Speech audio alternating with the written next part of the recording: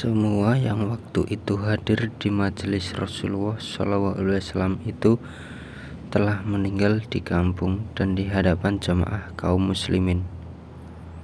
Tidak ada lagi yang masih hidup di antara mereka selain aku. Inilah aku sekarang, menghadapi maut di padang pasir. Maka perhatikanlah jalan. Siapa tahu rombongan orang-orang beriman itu sudah datang. Demi Allah, aku tidak bohong dan tidak pula dibohongi. Ruhnya pun kembali ke hadirat Allah. Ternyata Abu Dzar tidak salah. Kafilah yang sedang berjalan cepat di padang Sahara itu terdiri atas rombongan orang beriman yang dipimpin oleh Abdullah bin Mas'ud, sahabat Rasulullah. Sebelum sampai ke tempat tujuan, Ibnu Mas'ud telah melihat sesosok tubuh yang terbujur seperti mayat. Sedangkan di sisinya ada seorang wanita tua dengan seorang anak. Kedua-duanya menangis.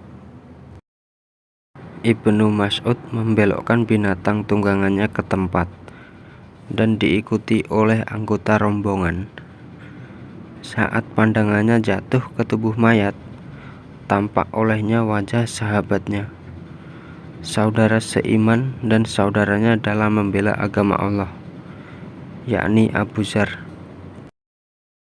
Air matanya mengucur deras, dan di hadapan tubuh mayat yang suci itu ia berkata, "Memang benar ucapan Rasulullah, engkau berjalan sebatang kara, mati sebatang kara, dan dibangkitkan nanti sebatang kara."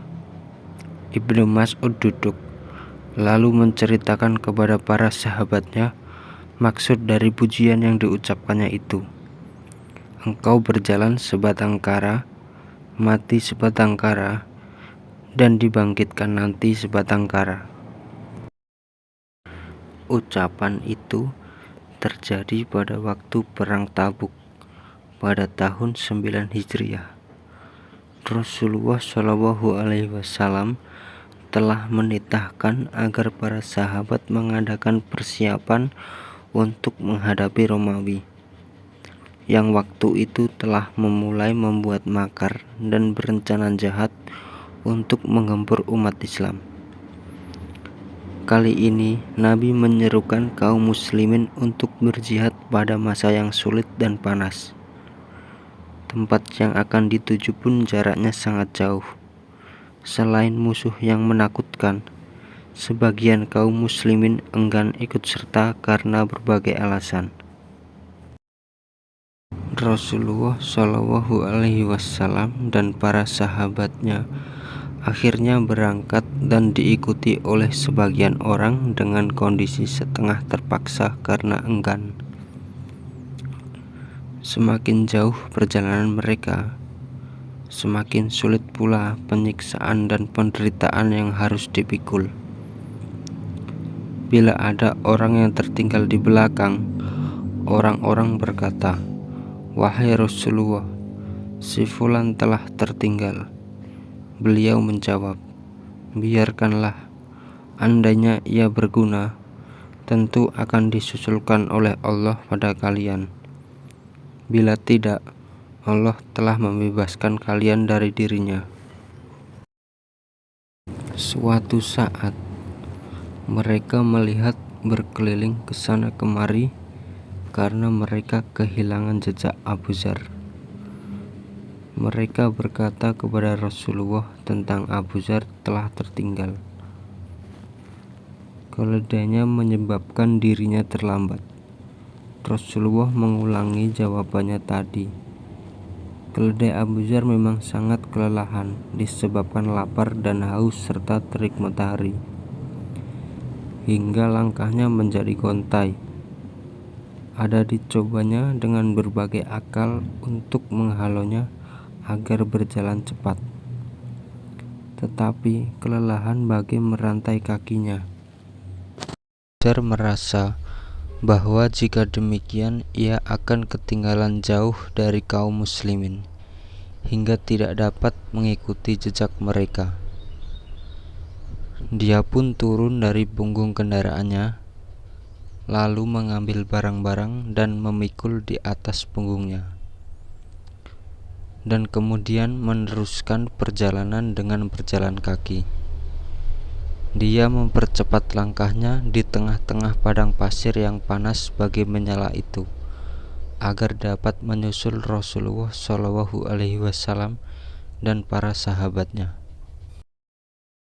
Suatu pagi, ketika kaum muslimin telah menurunkan barang-barang mereka untuk beristirahat, tiba-tiba salah seorang dari anggota rombongan melihat dari kejauhan debu yang mengepul ke atas, sedangkan di belakangnya kelihatan sosok tubuh seorang laki-laki yang mempercepat langkahnya.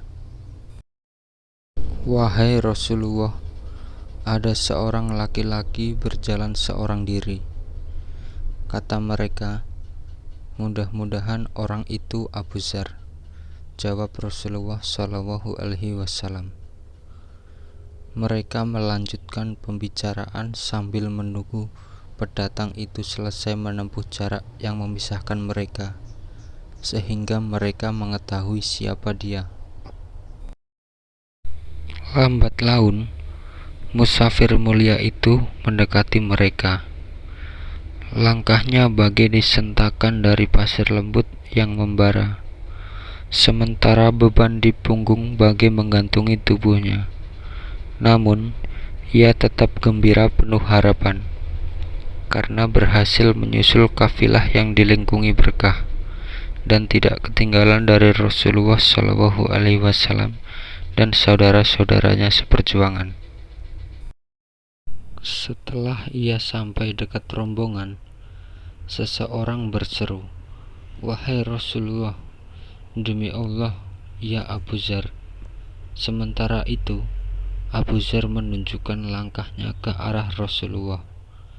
Saat Rasulullah melihatnya, tersungginglah senyuman di kedua bibir beliau, sebuah senyuman yang penuh santun dan belas kasih. Beliau bersabda, "Semoga Allah melimpahkan rahmatnya kepada Abu Dzar. Ia berjalan sebatang kara, meninggal sebatang kara, dan dibangkitkan nanti sebatang kara."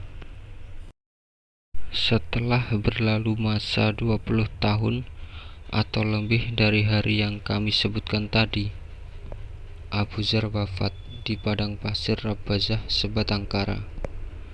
Itu terjadi setelah dirinya juga sendirian untuk menempuh hidup yang luar biasa, yang tidak seorang pun dapat menyamainya.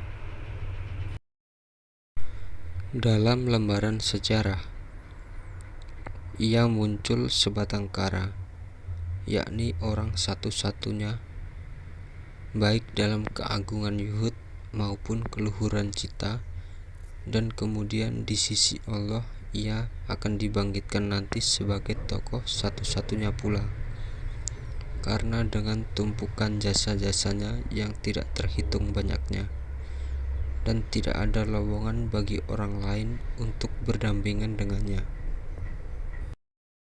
Sekarang kita menuju ke sahabat lainnya, Bilal bin Rabah, penakluk ketakutan.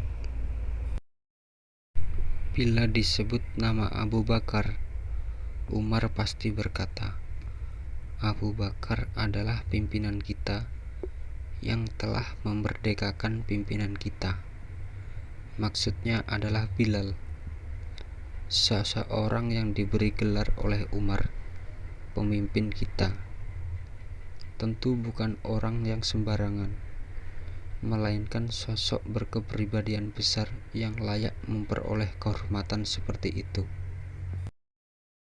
Tetapi setiap menerima pujian yang ditujukan kepada dirinya, sosok yang digambarkan oleh para ahli riwayat sebagai laki-laki berkulit hitam, kurus, kerempeng, tinggi jangkung, berambut lebat, dan bercambang tipis ini justru menundukkan kepala dan memejamkan mata, serta dengan air mata mengalir membasahi pipinya.